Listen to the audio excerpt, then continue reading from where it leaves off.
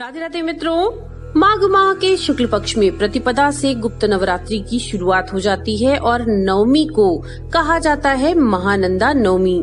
मित्रों, ऐसी मान्यता है कि अगर आप बहुत उपाय करते करते थक चुके हैं लेकिन आपकी दरिद्रता दूर नहीं होती, इन परिस्थितियों में महानंदा नवमी का व्रत पूजन करने से, इस दिन दान या मंत्र जाप करने से माँ लक्ष्मी की बहुत विशेष कृपा बनती है और जीवन में सुख संपन्नता आती है तथा विष्णु लोक की प्राप्ति होती है। मित्रों, इस दिन पूजन स्थल में मध्य में एक बड़ा अखंड दीपक जरूर जलाना चाहिए और जला करके रात्रि जागरण करना चाहिए और ओम ह्रीं महालक्ष्मी नमः, ओम ह्रीं महालक्ष्मी नमः इस महालक्ष्मी मंत्र का जाप भी जरूर करना चाहिए अगर आप माँ लक्ष्मी की कृपा चाहते हैं तो। इसके बाद ब्रह्म मुहूर्त में घर का कूड़ा रख करके एक सूपे में बाहर ले जाना चाहिए और इसे कहा जाता है अलक्ष्मी का विसर्जन। तो ये क्रिया करने से आपके घर में जो भी अलक्ष्मी का वास है, जो दरिद्रता है, वो दूर होती है और माँ लक्ष्मी की कृपा बनती है।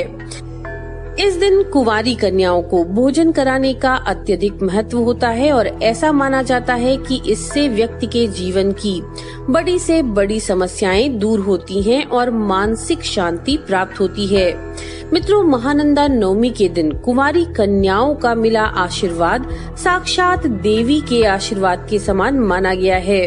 तो अगर आप दरिद्रता से पीड़ित हैं और बहुत उपाय कर करके थक चुके हैं तो महानंदा नवमी का व्रत पूजन आप जरूर कीजिए। निश्चित तौर पर जीवन में परिवर्तन लेकर आएगा और अगर आप किसी कारण से व्रत नहीं कर सकते हैं तो इसकी व्रत कथा का श्रवण जरूर कीजिए। तो चलिए शुरू करते हैं महानंदा नवमी की व्रत कथा।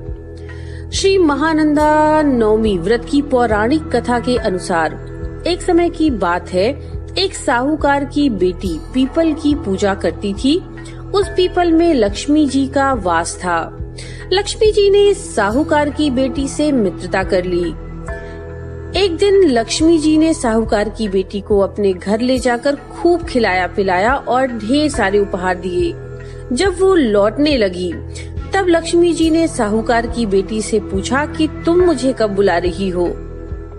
अनमने भाव से उसने लक्ष्मी जी को अपने घर आने का निमंत्रण तो दे दिया लेकिन वह उदास हो गई। साहूकार ने जब पूछा तो बेटी ने कहा कि लक्ष्मी जी की तुलना में हमारे यहाँ तो कुछ भी नहीं है, मैं उनकी खातिरदारी भला कैसे करूँगी। साहूकार ने कहा, हमारे पास जो है हम उसी से उनकी सेवा करेंगे। फिर बेटी ने चौका लगाया और चौमुख दीपक जलाकर लक्ष्मी जी का नाम लेती हुई बैठ गई। तभी एक चील नौलखा हार लेकर के वहाँ पर आई और उसे डाल दिया।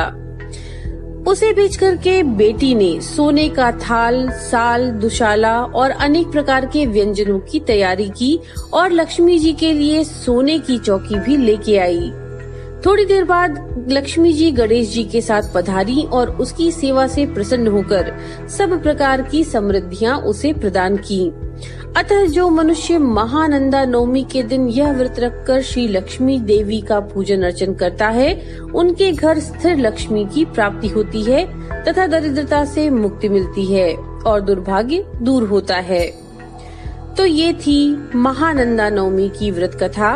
नमो नारायण।